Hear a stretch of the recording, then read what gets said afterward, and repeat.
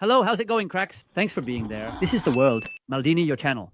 Let's analyze what this victory has been. A very important 1-0 for Barca against Deportivo Alavés. And what can we say about Lamine Yamal? What can we say about Lamine Yamal? Another sensational match from Lamine Yamal.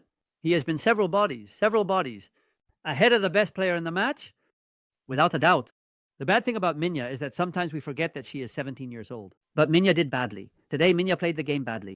Upside down, he was the master of the match, the boss of the game. Everything good that happened in the match was because of him. The goal was scored by Robert Lewandowski. It's true, but it's amazing. And sometimes we forget that he is this young. The level of football that Lamine Yamal is reaching is amazing. It's absolutely amazing. And I want to talk about Lamine Yamal. I want to talk, of course, about what Barca has done, about the good match that Deportivo Alavés played, at least a good defensive match that Deportivo Alavés had. But you all know, first of all, I want to tell you two things. The first thing is, you all know that tomorrow we have the program cleared from 10 to 11 at night with Emma, Chip.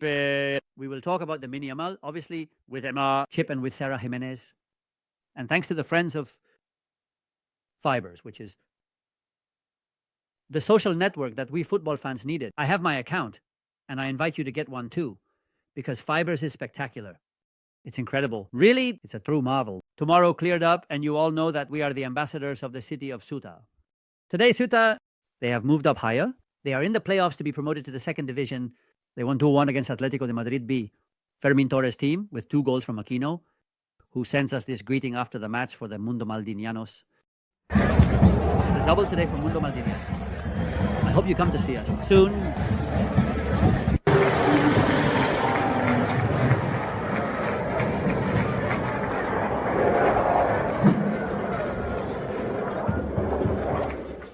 Well, Ceuta has won 2-1 against. You all know that we are ambassadors of the city. And the truth is we are delighted to be here in Mundo Maldini on your channel. We're a little bit of everyone from Ceuta too, without a doubt. Well, let's analyze what the victory of Barca has been. He also had a good game. Pedri, of course, good game from Pedri. Very interesting game from Pedri in the second half in that double pivot position. And there's a topic I want to discuss. I'll go into it a bit more in depth in this video. I'll also talk about it in the video about the notes, which is the topic of Frenkie de Jong. Frenkie de Jong is starting to improve. Barca's performance today with him. Has it been faster with Frenkie de Jong? And that double pivot, Frenkie de Jong Pedri, is starting to seem quite reasonable to potentially replace the Casado-Frenkie de Jong double pivot. Although I think that in the most important matches, Casado, who is better defensively than Frenkie de Jong, should come in. Well, let's take a look at the 11 first, friends of Mundo Maldini. Let's take a look at the 11 players from both teams, and then we'll discuss some aspects of the match. Here are the 11. There they are, better. Szczesny in goal. Szczesny is finally taking charge over Iñaki Peña. He has a play in the end. Almost in decision with Flick Garcia, who came in during the second half because he was a starter. Araujo, Koundé, Araujo, Cubarsí, and Valde. Good match for Valde, getting forward quite a bit as well. With Pedri Casado, who has been the double pivot. Then in the second half, De Jong came on for Casado. Lamine Yamal was by far the best player of the match. Gabi, who barely played, just a few minutes due to a tremendous hit with Konecki, and both of them got injured. We'll see that now. Raphinha and Robert Lewandowski, who scored the goal and extends the lead a bit more over Kylian Mbappé. Goal of victory, a goal that Barca deserved because in the second half, Barca was clearly superior. The truth is, Ogbono, with Tenaglia, Mourinho, Diarra, and Manu Sanchez in the defense of Deportivo Alavés, with Blanco and Guevara, Carlos Vicente, Konecki, who has played very little, Quique, Garcia, and Guridi were the forwards of a Deportivo Alavés that ended up playing with 3 strikers. That's true. They ended up playing with 3 forwards. Well, tremendous blow. This photo, honestly, the photo is amazing. The photo is amazing. Friends from Mundo Maldini, look. They are in a hospital in Barcelona. Konecki, let's hope he doesn't have any fractures. The hit is tremendous. Both of them had to be taken off. Logically, a lot more tough. The hit on Konecki.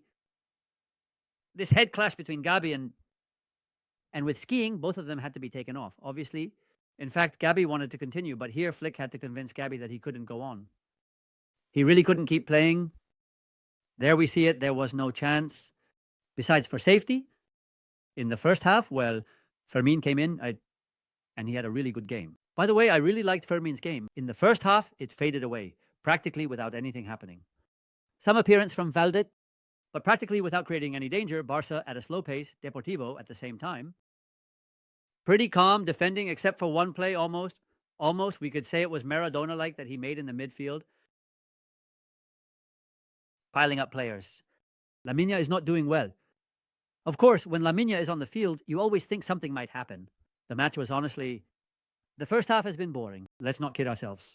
It has been boring, but with Lamine not doing well, suddenly he wakes you up to the game because he made a couple of plays, especially that one, which was fantastic. But the first half has been very weak from Barca. And a Deportivo Alavés, to be honest, defending with quite a bit of ease. Fermin is giving the team a bit more depth, that's obvious. More than Gabi, who had come off, well, directly. Here we have Fermin. Gabi had come on to really pressure the opponent, to press a lot. But of course, he couldn't keep going.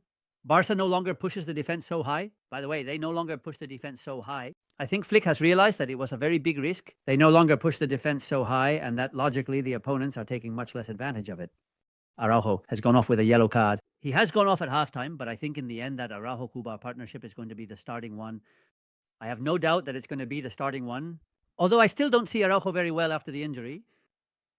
A pretty logical thing here, we have Araujo. In the second half, Barca improved.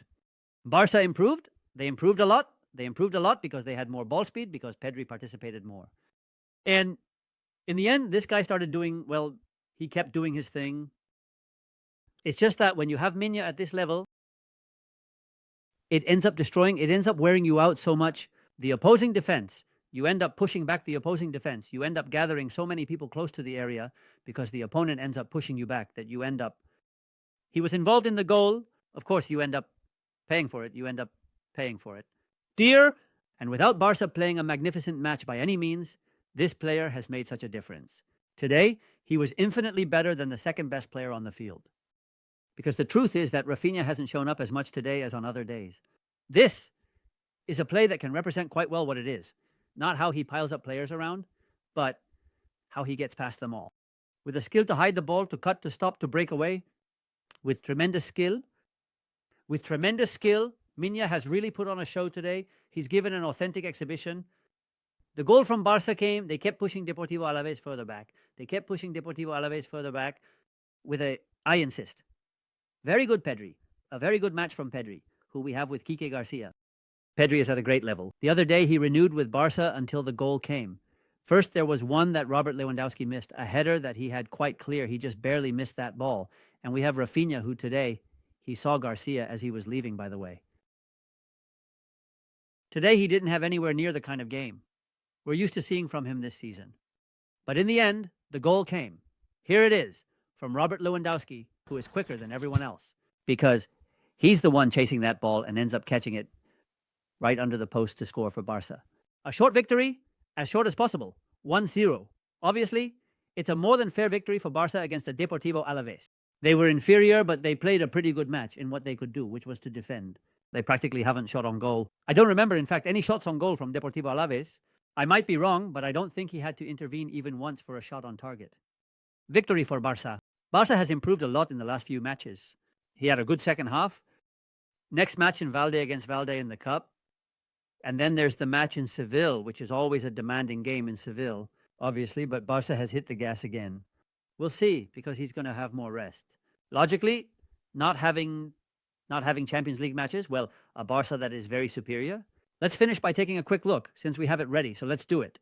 Also, of course, the statistics with the friends from Flash Score. Here we have it. 71% to 29% for Barca. With this 1-0 against Deportivo Alavés, 11 shots for Barca compared to 3 for Deportivo Alavés, and obviously 0 on target. As I was saying, 4 on target for Barca, 0 for Deportivo Alavés. A Barca that's very superior, especially in the second half. A well-deserved victory. Short but fair, my bad. Friends from the world, Maldini, it's a show. A hug, bye.